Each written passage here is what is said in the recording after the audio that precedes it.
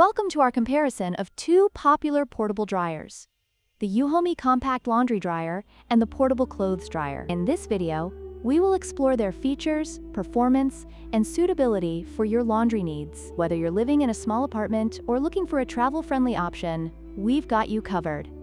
The Euhomy Compact Laundry Dryer boasts a generous capacity of 3.5 cubic feet, allowing it to handle larger loads of laundry efficiently. In contrast, the Portable Clothes Dryer is designed for smaller items, making it less suitable for bulk drying. If you have a lot of laundry to do, the Euhomy is the clear winner here.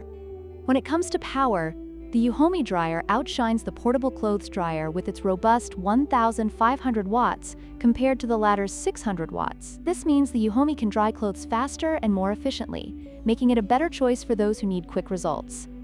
In terms of portability, the Portable Clothes Dryer is lightweight and easy to carry, making it perfect for small spaces, RVs, or dorms. On the other hand, the Euhomy dryer is bulkier and heavier, which may not be ideal for those who frequently move their appliances.